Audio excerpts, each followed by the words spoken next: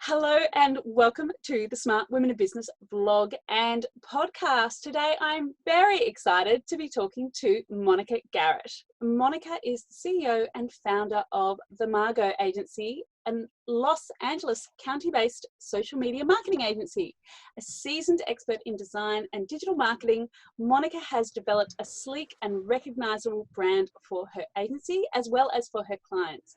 Monica's passion for her work, an eye for detail, the trust that she builds with clients, and a deep understanding of marketing are the secrets to the success of her agency. Welcome, Monica. Yay! Thank you. I'm excited to be here. I'm very excited to have you. So as we were just saying off air, tell me a bit about your business journey and how you got to be where you are today. Yeah. So I guess my story kind of starts farther than this current company that I have. My first business was around 2008, and I created a sort of event invitation design studio.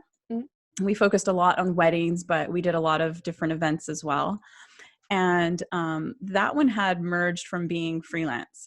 So I was a freelance graphic designer in college, and had several careers with large companies.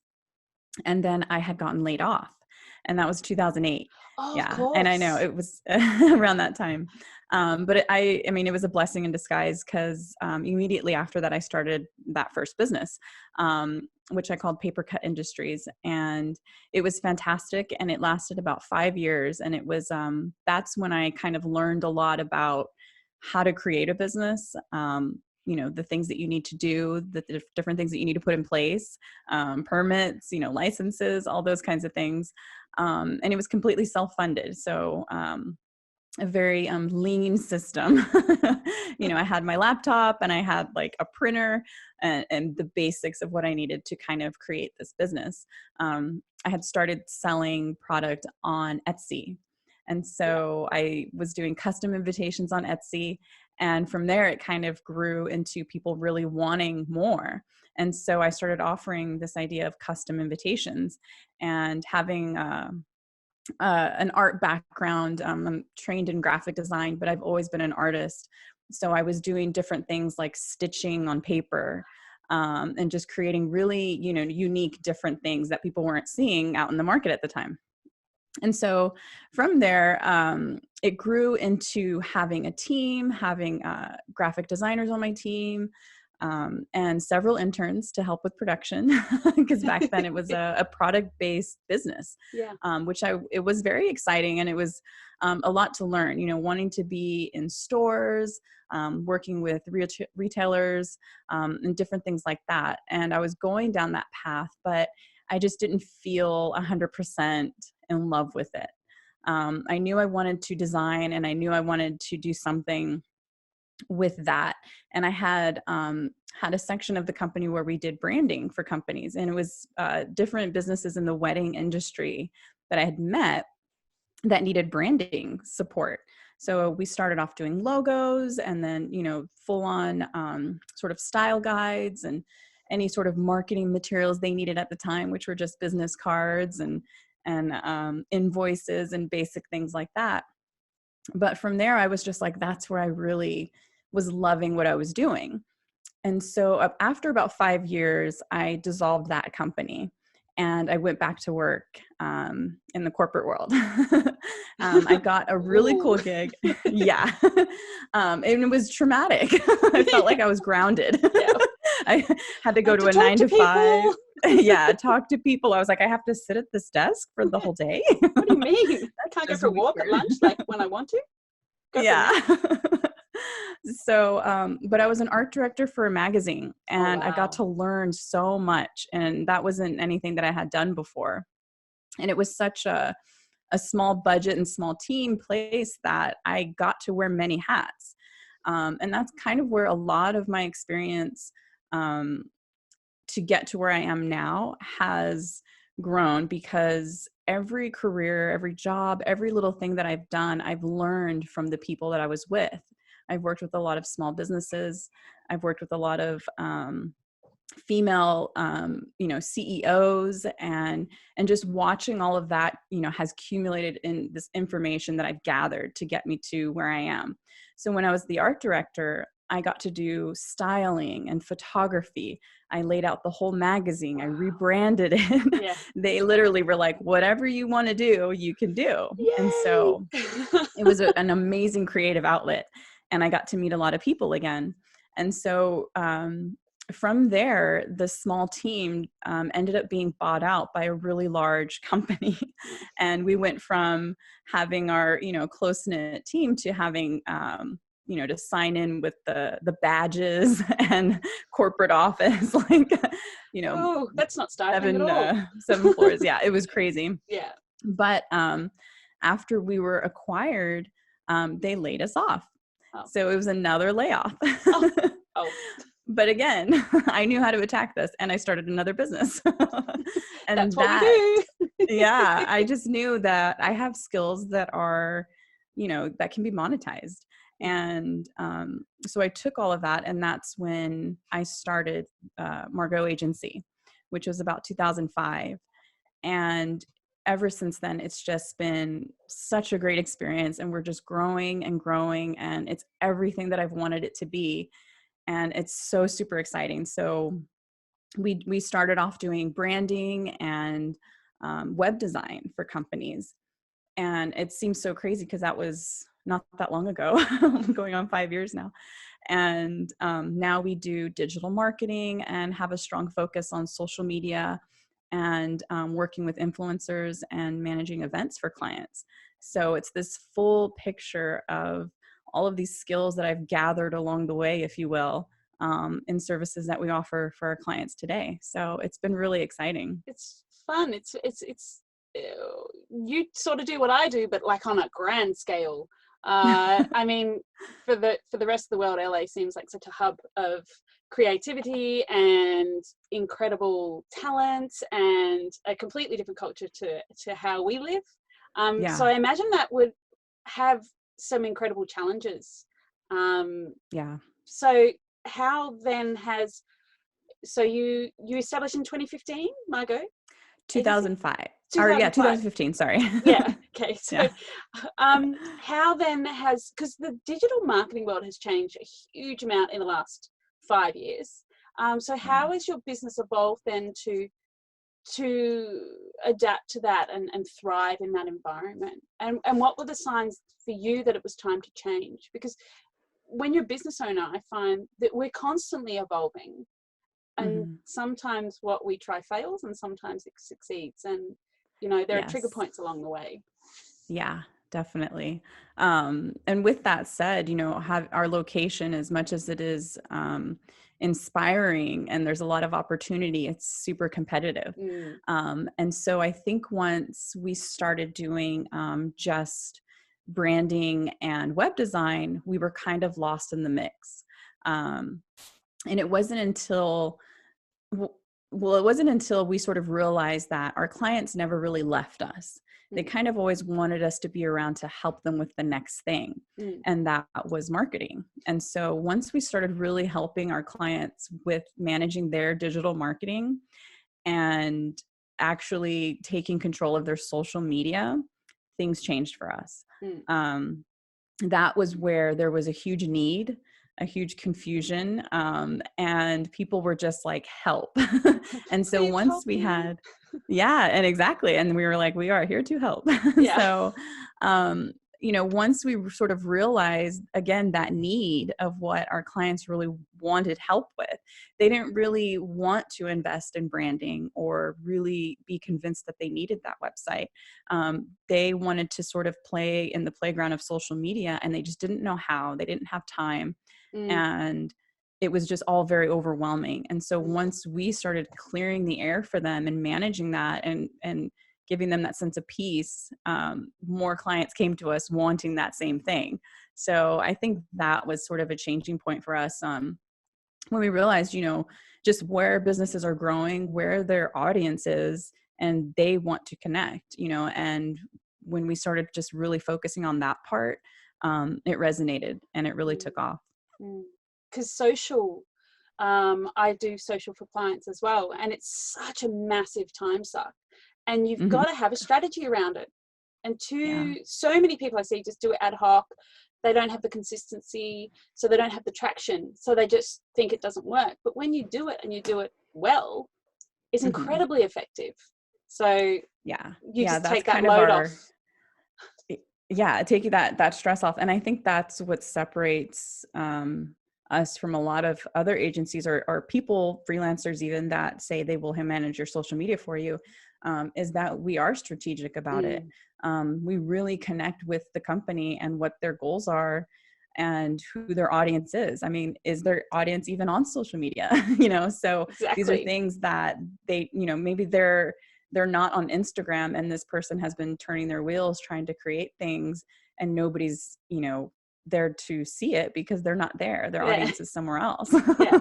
And the audience always comes first. And that's what I have said hundreds of times. Audience first. Work out where they are, work out what they need to hear, and then build a strategy around that.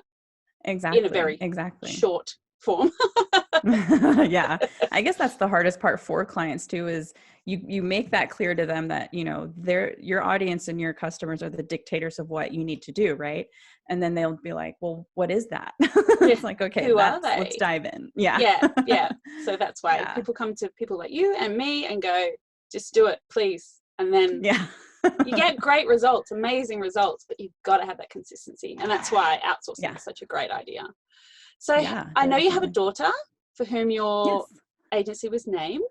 Yes. So how do you manage your life as an entrepreneur with family, the usual struggles for mum life? Right? Yeah. Let's see. Anybody know an answer? Anybody? Do they come with a manual or? Yeah.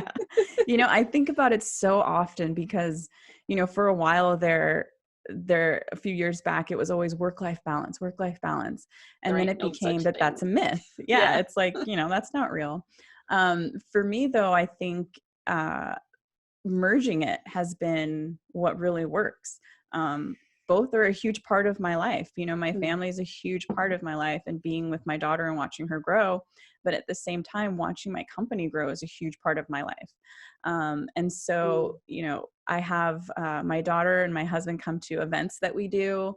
And, I make it home in time for dinner. I just make sure that I'm present enough on both things, and I give 100% when I am there. And if I'm tired, even if I'm tired, it's there's a team here and there's a team at home. So I feed off the energy of having a really excited team. And so it never really feels that either one is lacking attention. And, my daughter will come to the office, and it's just like this nice mix of it, I guess. And she knows, and she's only 5, so it's not, she I doesn't have a understand 5-year-old too son. much. I have a 5-year-old son. Yeah. There you go. He's So in school today. He just started school. So it's so exciting. Yeah. But Yeah. it's often we're put in a place of guilt if we work too much, and then you feel guilty that you're not working hard enough. And striking and just letting that go was a really big turning point for me, going, my clients understand that I'm a parent and my kids understand that I have a career, and I need both to exist. I need my work and I need my kids, and just let that pressure go, that you just have to do your best in both, and just let it slide a bit. Yeah. I mean, we have to, right? I mean, Yeah. these are conversations that men don't really have. They just let it slide and they just let it do, and they go through it. Yeah. So what if the washing doesn't get done? Yeah. Yeah. I always tell my team and anybody, if nobody's dying, we're okay. Exactly. We'll get through it. That was my old boss's mantra when I worked in corporate. Did anybody die? No. Just keep going. Yeah, we'll be okay. And also, as mums who are working, we're setting these incredible, I have a daughter as well who's 9, setting these incredible examples to our daughters and to our sons, that women can have a career and be great mums, and we don't need to have guilt around it. We just do it. Yeah. So yeah. And I know I'm happy doing what I love. So I'm hoping she realizes that too. Yeah, most of the time. Now the Yes. print deadlines aren't so constant anymore. It's a lot less stressful. Exactly. I do miss print though. So what does a great day in the office look like for you? I think a great day in the office is when we have high energy. I have a great team that we have an office space now, and Mondays is usually a slower, just me and one other in here, and it's pretty quiet. But on the days that everyone's in here, we're just excited. We're talking about new things. We're talking about things that we could be doing, to share and that are different. And all of that is when it's going to be a really great day, because we're super creative. We're pumped. We're excited. We're turning out, great content. Those are the days that are super exciting for me in the office. Yeah, it's fun.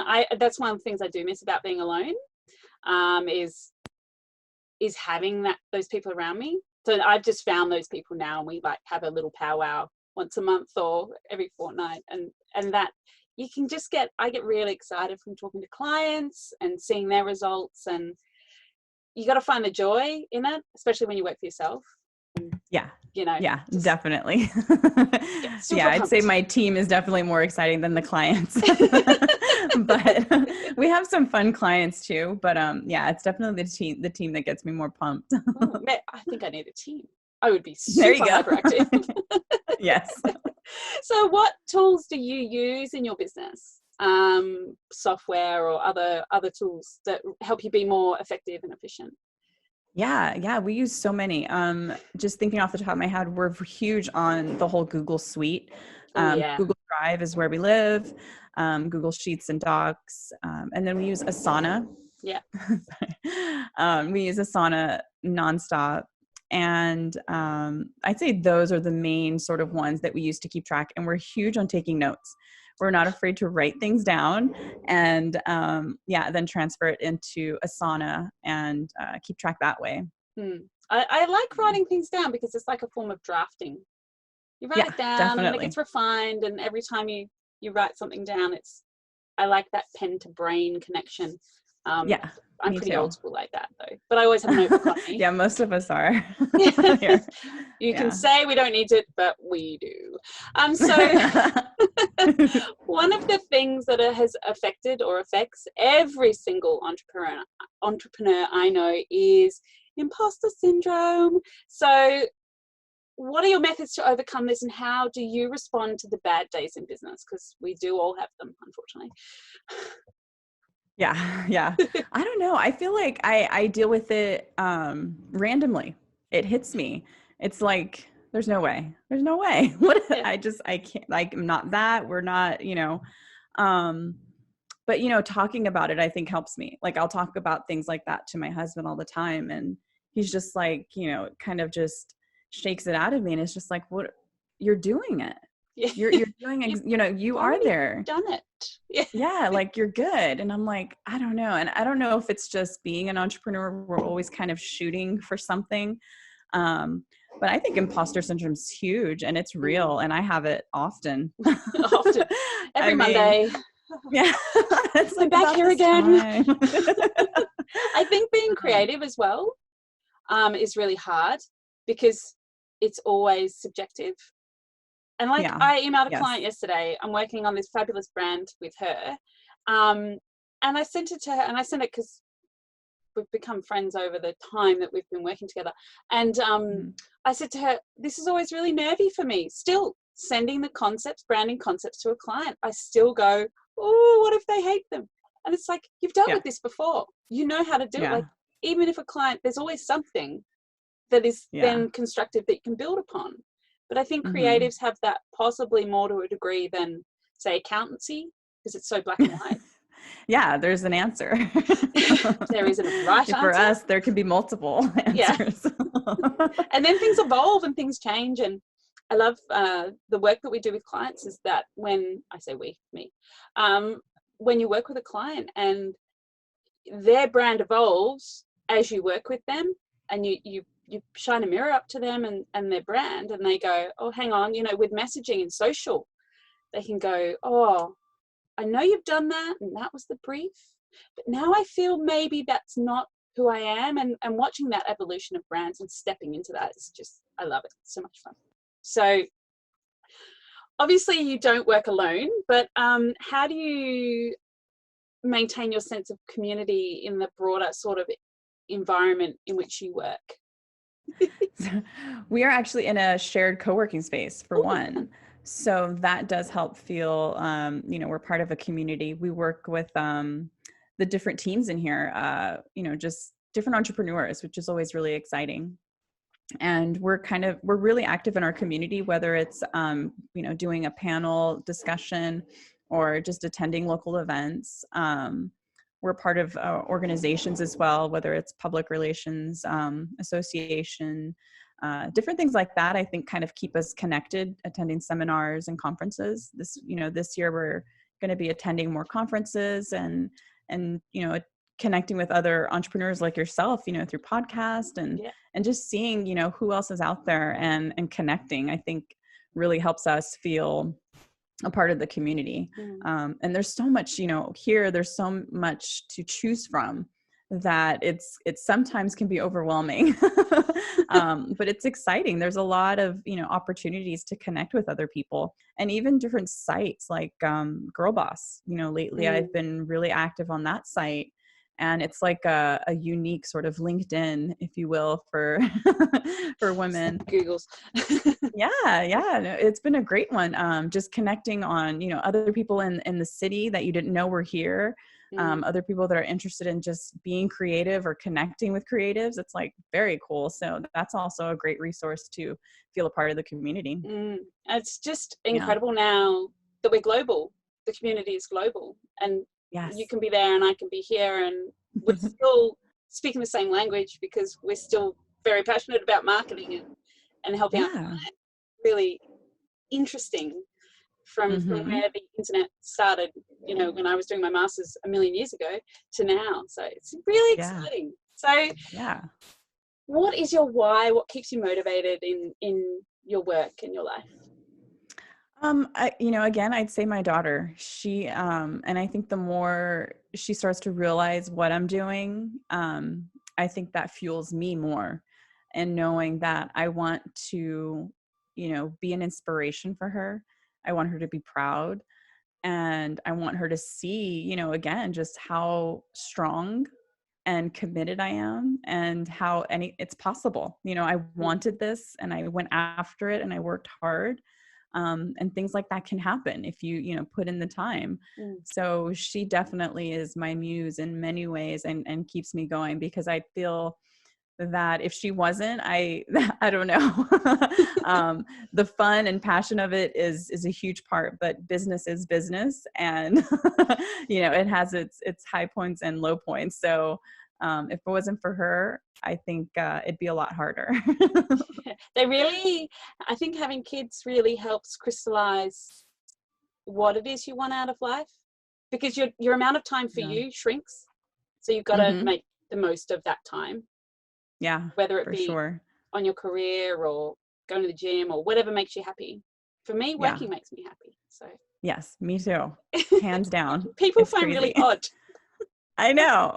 I'm like, I'm going to go to work today. Yay! I've got 5 days a week to work this year because my son's gone to school, and people are like, well, why don't you just have a day off? No. Oh, no.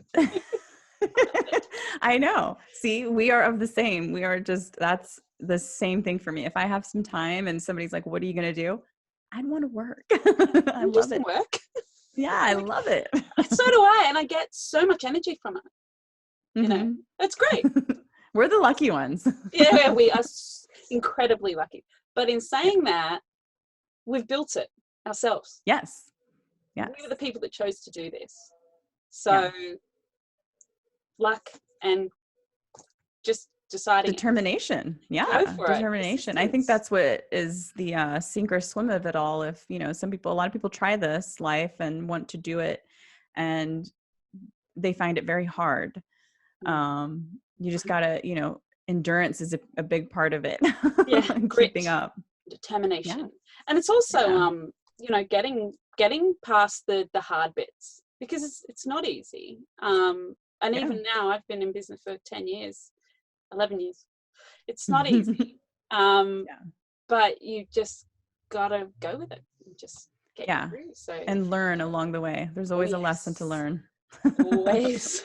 learning, Yeah. constant learning. So what are your top tips for all the smart women in business across the world? Oh gosh. Well, Babes. don't stop. Yeah, don't stop. And failure is okay. Just learn, get up, and keep going. If you're not failing, you're not learning. And I think those are the best parts. Yeah, because there's so much to learn and everything is so exciting. So don't stop learning. Brilliant. Oh, thank you so much for your time today, Monica. It's just been Thank amazing. you. Thanks for having me, Jane. There. And where can people find out more about you and your business? Yeah, you can find us at Margaux Agency on Instagram, and then our website is margauxagency.com. Brilliant. Thanks so much and have a fab day. Awesome. And Thanks so much. thank you.